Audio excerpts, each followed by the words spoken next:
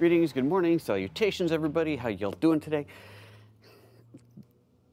This show almost went up in a puff of smoke because about 5 minutes before live, I open up my laptop and I go, where's my files? They're gone. I had this whole collection of pictures on my desktop and I was over on my other system and you know the whole iCloud desktop thing? I was working on something else and I had a folder on my desktop I no longer needed. And you know how you just go kind of Command Delete and then Command Shift Delete, like throw it in the trash, empty the trash. I'm going, what's this folder doing here? Didn't I throw that one away? Where's the folder that should be there? Oh no. So yeah, that's what I did this morning. So fortunately, I already had the files elsewhere. This was just a collection of them, but they're not renamed nicely anymore, but it's okay. Now I'm just going to double check and make sure that I actually have everything that I need here, but I think I do. I believe that we are good and ready to go for today's show. I believe. And I have faith, I have belief. And if you have belief, then I have belief, and we're good to go. All right, let me make sure I got the order of these right. So we do that one, we do that one, we do that one. Yeah, we totally got this. Ain't nothing. This is nothing. All right, I had some notes somewhere. I think I had notes. How y'all doing today? Oh, I should probably bring up the comments. How is everybody this fine morning? Let's bring this up here. Let's go for a pop out of the chat and see who's here this morning. Mr. Bart Johnson, Jess, good mornings and greetings. Did I get to see the eclipse? Yes, I did. We were slightly heavily clouded in, but I was up. I woke up at 4:15. I walked outside and went, this sucks. Well, I'll get the camera just in case. And I pointed up. There was actually a pretty good spot, kind of right between some trees. I thought, well, that's pretty lucky. That's not such a bad shot. Got the camera set up and waited and waited. And the clouds went peekaboo, and I went snap, and I kind of got something. It's okay. It's on my Instagram. And believe me, it's not great, but it's better than nothing. Bart says there was an eclipse. That's how I felt yesterday. My dad messaged me. He's like, "Are you going to see the supermoon, blue moon, lunar eclipse tonight? It's not going to happen for another 150 years." I'm like, really? Totally missed that one. But so I went and saw it. Kind of, sort of. It was all right. Check it out. Greetings, Jake. Greetings, Rich. Greetings again, Bart. And see, Ryan, see, look at that. Ryan didn't even know. Bart, sorry, the message came from my dad last night. You were not here. It was a red moon. No, Brent, it was a blue moon. Once in a blue moon, second full moon in a month, something like that. I think that's how that works. I don't know. I don't do these lunar things. All Right Media, first time live. Welcome. Welcome to the show. Just started around 5:15 there, but you wouldn't have had much time, so you slept in. Fair enough. Fair enough. Brent says it looked right. So the blue moon isn't the color. The blood moon, it was a blue blood, geez, okay. Super blue blood moon eclipse. That's what it was. So it looks red, but it's blue because it's big. No, blue because it's the second time. Supermoon because it's big. You know, this lunar stuff is just like whoosh, but that's okay. All right. 10 seconds, Ryan says. Look at that. It shows it on there. I had notes. I just want to take a quick look at that, make sure that what, did I delete those too? Excellent. Oh, I'm like on, oh, here it is. I'm on fire. Okay, that's everything I needed from there. Alrighty. Let's have a show. Should we have a show? Let's have a show. That's done. That's done. Let's do this, shall we? Yeah, we're good. Brent says, let's just get rid of the moon. Good idea. Down with the moon. Get rid of it entirely. It's just in the way, causing light at night when I'm trying to sleep. Who needs tides anyway? All right, let's do this thing. On today's show, we're going to be looking at the super high resolution mode that is in the new LUMIX G9. We'll talk about how it works, how it's made, and look at some of the results. It's kind of cool.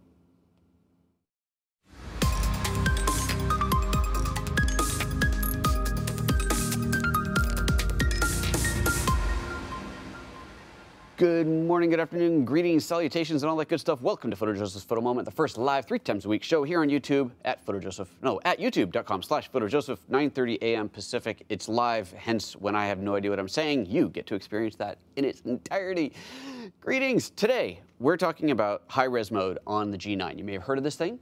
It shoots an AD80 megapixel image, and you're thinking, how in the heck does it do that? So that's what we're going to do. We're going to explore and explain. Now, it's super techy how this works, and I read this really long super techy article yesterday, and my head kind of went, and I'm going to explain it as kind of best as I can, but I'm also going to link down below to an article that you should all go read if you really, really are interested in this stuff. But here's the basic gist of it. Okay, you ready for this? You've got a pixel. but a pixel, there's no such thing as a pixel. Pixel's a bunch of, that's hokey pokey. There's no such thing as a pixel. There are things called photosites. And a photosite is kind of like a grid. Think of it like a pixel, but it's not a pixel. Photosite is a grid that is on your sensor. On that sensor, you have a photosite that is either red, green, or blue, one of the 3 colors. Sadly, 3 does not make a convenient grid of 4.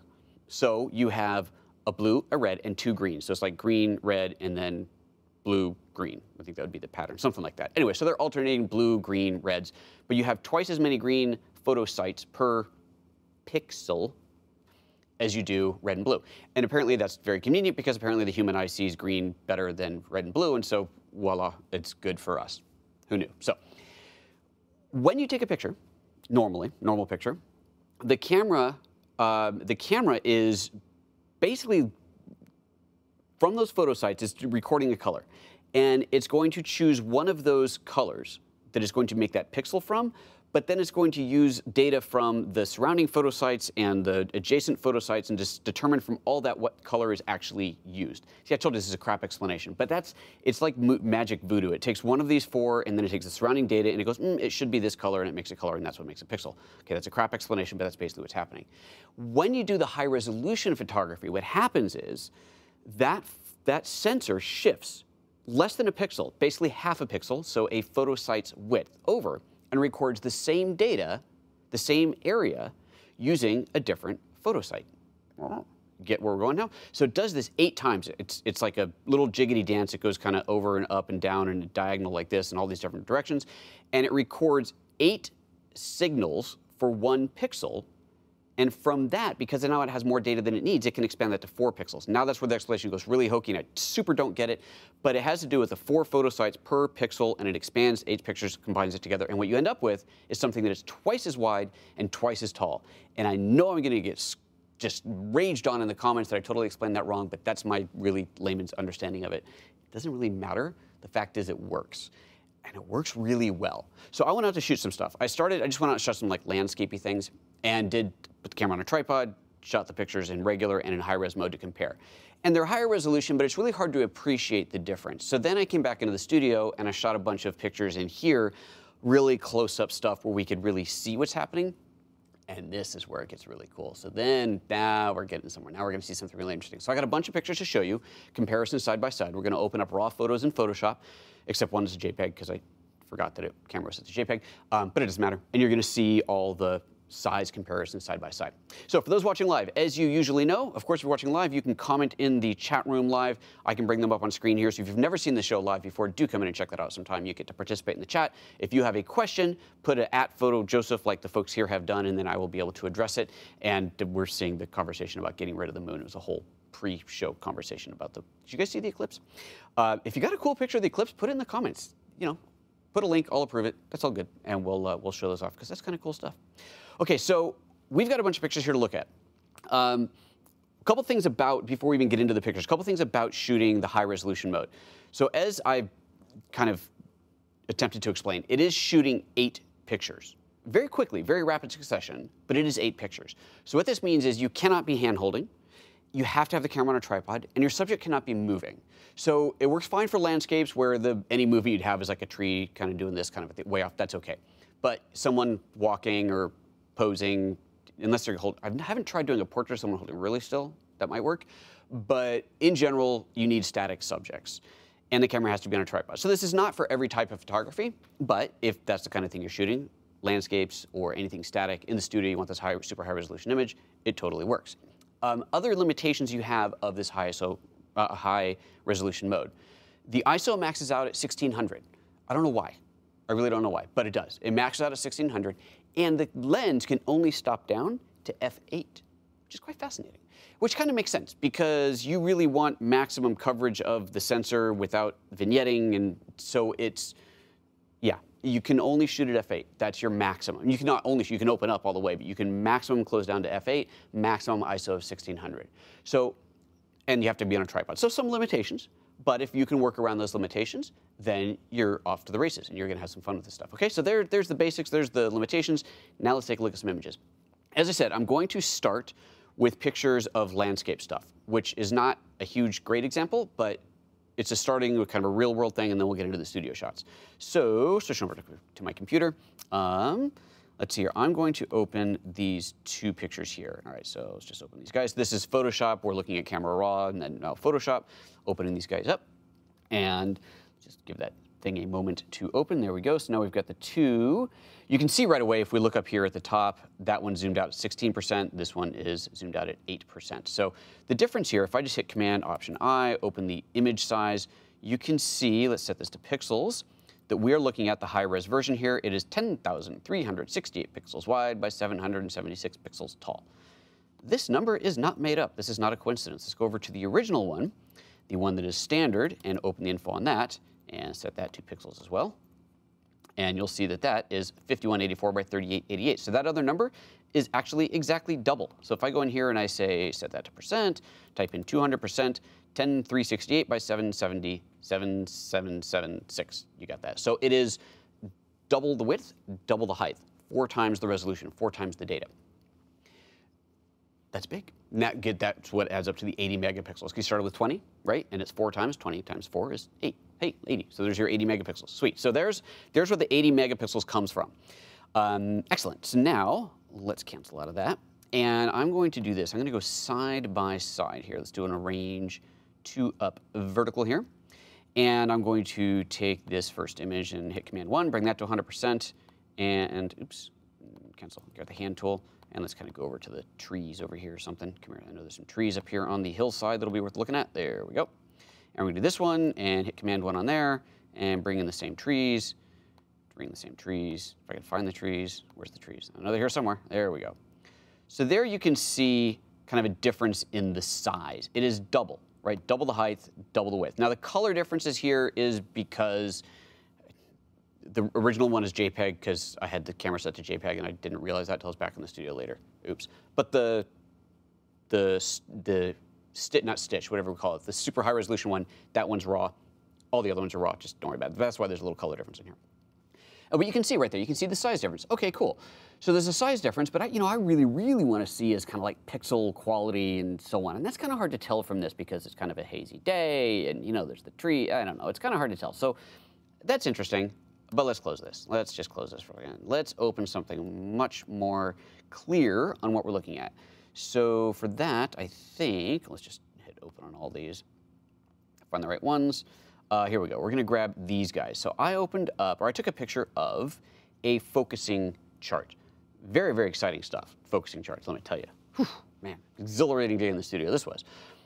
But I figured this would be a good way to see at a pixel level what we're seeing, what the difference is, right? And then I thought even better, we're going to go to the ruler. We're going to go to that next because that's even kind of cooler, but we're going to build up to it, right? Let's build up to it. All right, so let's go in here, and I'm going to once again do the window workspace, arrange to, let's just do a 2 up vertical there, and Command 1 on the left. So the left side one is my super high resolution one, so it sees at 8.3%, so we're going to zoom into that guy, and then do this, zoom into. So now we can see them side by side a little more clearly. Okay, so now we can start to see a little bit of difference in the images. Just forget about resolution for a minute. Let me actually zoom out of the one on the left so they're now the same side. Actually, no, there we go. So the one on the left is at 50%. You can see up here it says 50. I zoomed out twice there, 50%. And the one on the right is at 100%, right? 100%. That's the standard one. So you can see here they're the same size. The only, and this is something I saw consistently throughout, the only kind of image quality difference that I saw is the original, the non-high resolution ones appear to be slightly higher contrast. Clearly something you can fix very easily or address very easily in post, just a little contrast adjustments and away you go. But I saw that pretty consistently.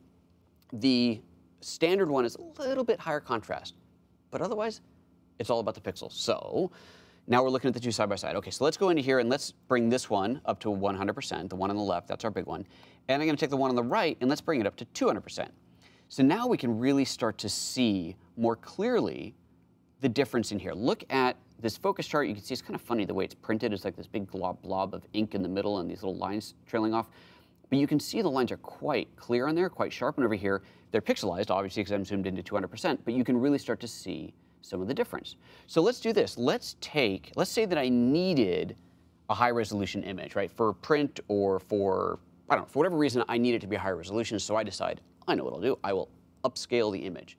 And then I'll have the pixels, right? There, right? Let's take a look and see what happens when we do that and see how that compares to the original one. the original high resolution one.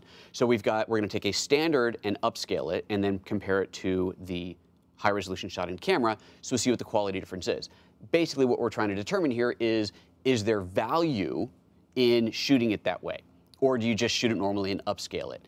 Is the camera adding more precise, cleaner, more accurate data by doing its little pixel dance than Photoshop would be just by scaling it? That's a great question. I'm glad you asked. Let's find out. So let's go over here and let's go take this back to 100%, and then Command-Option-I that, and we're going to scale this 200%. And again, you see the dimensions have gone up to 10,368 pixels. Click OK. And I know there's different resampling algorithms. We're just going to leave it on automatic. So maybe if you really know what you're doing, you get a slightly better result than this. But what we want to see, of course, is what it really looks like. This is just standard, straight up what it looks like. OK. Here we go. Get that back over to the center point. And now you can see, and in fact, let me take these both up to 200% now. And now you can really start to see the difference in here. Look at how much softer the one on the right is. There's very much less detail in here than there is on the left. So we're looking at, on the left, the super high res mode scaled up to 200%. On the right, we're looking at the standard mode, which has been image size scaled to 200% and then zoomed in to 200%. So we're kind of at 400 on here. And there's a significant difference in there. Okay, so now we're getting somewhere, right? So now we're seeing that there really is a quality difference. Those pixels are not made up. This isn't like, oh, we're going to take a picture on camera, scale it up to 200%, and tell everybody that we're making high-resolution pictures. No. This is actually looking pretty good. Okay, well, this is one little test. Let's go to another test, shall we? So let's go to another one. Let me close these guys. Don't save that. Don't save that. And open again. And hello, open. And I have to grab all of them because since my files are no longer named the way I wanted, I don't know what they're called anymore. Here we go. Grab this one and this one of the rulers. Open those guys. And one of the reasons that I shot the ruler for two reasons. One, because it would be more clear looking at it, the size difference, because you can see the little hash marks, so that's cool. Also, it's a metal ruler, so it's got all kinds of cool texture to it, which we can really see in here as well. So kind of a double whammy on there. Remember, if you have questions throughout the show, if you're watching live, pop them into the live chat over here. God, I keep forgetting which way to point. Pop them in here, type out PhotoJoseph in front of it. I'll try to address it. And of course, if you're watching later and you have questions, pop them into the comments. All right, back to this. All right, so let's this time do an arrange with two horizontal windows, because that makes sense. And get back to my hand tool here. Rulers are turned off. Okay, so right now they look identical. Right, the camera's on a tripod, did not move between shots. Very, very careful about that. Just touch the camera to change it from standard to high resolution mode. And Interna has a very good question, and we are actually going to come to that. He says, what about downscaling the high-res one to match the normal one? Getting ahead of me, but we're getting there. Okay, so let's back into this. So top one, 8.3%, bottom 16%. So the top one is, and by the way, you're just for a point of reference, you are looking at this video, if you're watching it in full resolution, is 1920 by 1080. My max screen is at 1920 by 1080. So you're seeing at 100% 1920 pixels wide. So if you're playing with this on your Retina iMac or MacBook Pro, then it's not going to be quite as big looking because you've got a lot more than 1920 pixels. But for this broadcast, that's what we get, 1920 wide. Okay. All right, just pointing out some facts there. All right, so let me zoom in and hit Command-1 on the top and Command-1 on the bottom. And let's go to the number, because I think the number is kind of a cool way to really see the difference in size there. So there, huge difference in size. Double the size. Let's go to the little lines on here. Little lines on there, little hash marks. And you can, now you really can see the size difference on these. There we go. That's pretty cool, right? So that's a huge difference. And look at the texture inside of the metal here, inside the metal itself. We zoom into another 200% on these, and it's so cool. This texture that's in there, but you can really clearly see the advantage, right? That's massive. There is really a significant quality enhancement here. And I'm just looking at the top one here. There's an immense amount of detail showing up in there. That's 80 freaking megapixels worth of detail in there. Now that's pretty cool, right? Okay. We're onto something here. Like, this is really working out well. This is really nice. Now, we already did the scaling. We don't need to do the scaling again, except we do want to scale down, and there's a really good reason for this. So our friend Product Interna, who's got the idea ahead of time here, we're going to scale down and see what happens to our image quality, specifically for noise.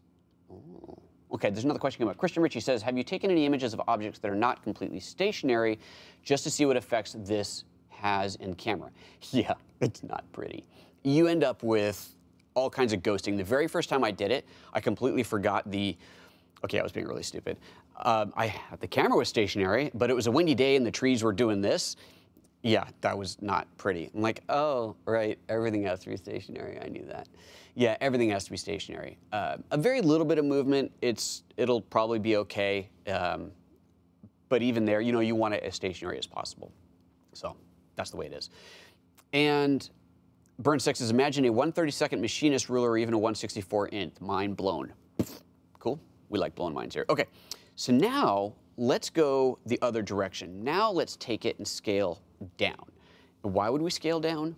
Noise. So we all know that if you shoot a high ISO image and it's got a lot of noise in, like really high, so you got a lot of noise in there, one way to reduce that noise or get rid of some of that noise is to scale down, right? And think about the GH5S camera, the new Panasonic LUMIX GH5S that is a low noise beast. It is designed for low light, or one of many things, for low light cinematography and photography, but it's only 10 megapixels, lower resolution. Okay, well that allows you bigger photo sensors, bigger photo sites to capture that data, et cetera, et cetera, et cetera. But here, if we can take an image that is 80 megapixels and scale it back down to 20, so take it down 50%, half the width, half the height, getting it back to where we started, would we actually get a better result? And that is the question that we want to answer. So I said that, unfortunately, the maximum, and again, I don't know why, but the maximum is 1600 ISO. And this is the same on Olympus, who has a very similar feature. Same limitations, 1600, f8, that's the way it is.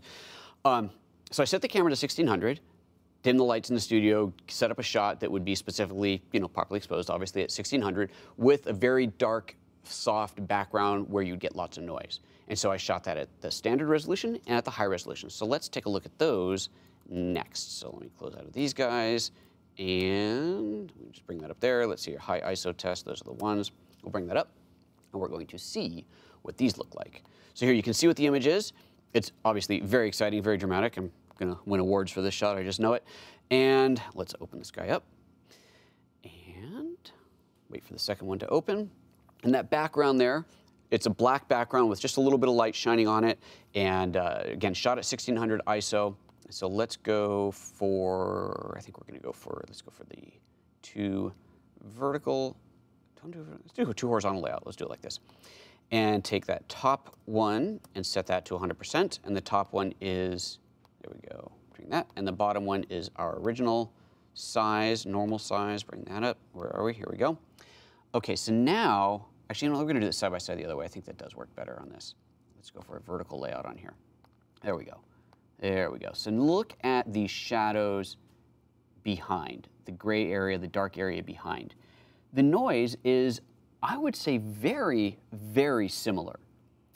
Very similar. Let's go in, let's zoom in one more. Let's go to 200% and 200%. Let's see here, we're 200 on both.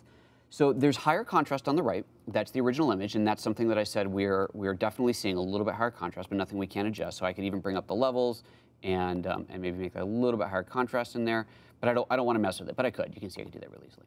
But I don't want to mess with it. But our noise is very, very similar right now. So that means if I scale this down 50%, I'm only using 1 out of every 4 pixels, we could end up with something with a lot less noise to it. So let's do it. So Command Option I, we're going to go 50% resolution. So now you can see, oops, didn't mean to zoom in. Come here. Let's try that again. 50%. You can see we're at width of 50%, height 50%, dimensions 5184 by 3888. So that is our native resolution out of the camera. Click OK. Let that think. Scale that down. Now I zoomed off here. Let's find that again. And let's find the 4. So we're looking at the same. Hold on. Oh, I'm still at 100%. Zoom back out. Wait a second here. What happened? There we go. Zoom in 101. Why does that one look? I think I did something weird because that is kind of soft looking. Let me undo that. That was weird. Let's try that one more time. Let's try that one more time. Command Option I, 50% zoom, scale, automatic. There we go. And zoom back in. All right, there we go. Yeah, I did something weird. Look at how sharp it is now. It was weirdly blurry before. I don't know what I hit. Anyway, now look at the noise side by side. Look at how much smoother the one on the left is. The one on the left is the one that started is a 80 megapixel image that has been scaled down. Let's zoom that into 200%. Zoom that into 200%, zoom that one into 200%, and now you can really start to see it in there. Look at how much nicer and cleaner that is. Look at the noise in the metal on here. You see the metal texture looks much smoother and cleaner, but we haven't lost any of the sharpness. We haven't lost the sharpness.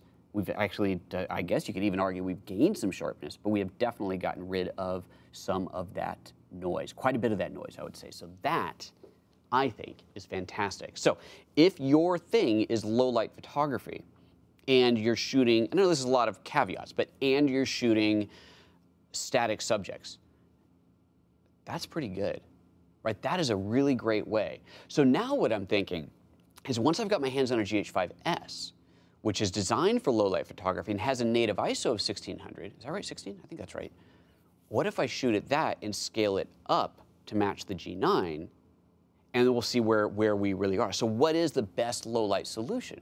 Is it to shoot on the G9 in the high resolution mode to scale it down? Is it to shoot on a GH5S and scale it up? This is going to be really interesting. I can't wait to try that. I don't have the GH5S yet, but once I do, I'll absolutely come back and redo that test because I think this is a super interesting thing to know. If you're shooting low light and you're shooting static subjects, then this might be a fantastic solution for getting the best image quality. So that is what I wanted to show you guys today. That is today's show. See what's going on in the comments here, and then we're going to do a little, we'll address a couple things. Let's just, actually real quick before I do that, before we hit the comments and the questions, I do want to tell you about Friday's show, because Friday show, let me get this card up here again. Friday show is going to be a lot of fun because it's going to be an interview style show where I'm going to bring in my friend Don Komarechka, who is going to tell us all about his insane snowflake photography. He does this stuff where he goes in and shoots a series of photos focus stacked, that he then focus stacks with a super macro lens, capturing snowflakes at extremely close up, as you saw from that title card. It's incredible. He has a whole book out about it. So we're going to talk about that. He's going to come on. He's from Canada. We're going to do a little Skype interview type thing, show you some of his pictures. He's going to talk about the technique and all that good stuff. So that's going to be super fun. So be sure to tune in for that. That is on Friday. And yeah, that's it. That's enough of that stuff. So let's see what's going on over in the comments here. Burns Tech, we already hit that. Willem Houtman says, what about a G9 video guide or photo guide? Are you talking about a class, Willem? Is that what you mean?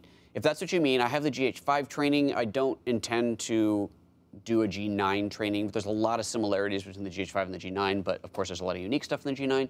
I don't intend to. A few people have asked, not a whole lot. I don't think I will, but if I get enough people asking about it, maybe I will. We'll see.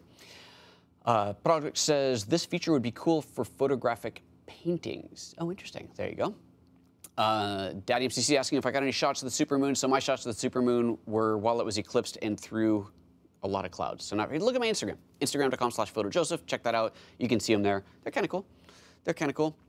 Or achieving old photos. I mean, I think maybe you mean archiving, Brittany. Archiving, if you're archiving stuff and you want a super high resolution image of a print that you already have, you want to archive that, that'd be great too. Yeah, you absolutely could do that.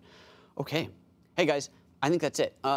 I probably should tell you to follow the new Instagram account. We're still kind of setting it up. Remember I told you it's an experiment. We bought an account with a whole bunch of followers on it. It's really interesting to see because the content that we're pushing to it is clearly very different than the content that the originator of the account was pushing to it. It's kind of a fun experiment. But it's not getting seen by a lot of people yet, but I think it also just needs to build up. So it's got 35,000 followers. That's how we bought it. We haven't bled any off. We've actually grown a little bit, which is crazy weird. But the new content is obviously about this show. So do check that out. It's PhotoJoseph's Photo Moment. So Instagram.com/PhotoJoseph's Photo Moment. Just search for that and you'll find it there. Subscribe to that if you haven't already. And you know, be sure to do the little likey thing on those. It's an experiment. We'll see what we can do with this Instagram account. It's kind of fun. And that, my friends, is all there is to it. Take care of yourselves, everybody. We will see you back here on Friday for the interview with Don. And that's about it. Have a great rest of the week, folks. We'll see you next time. Bye-bye.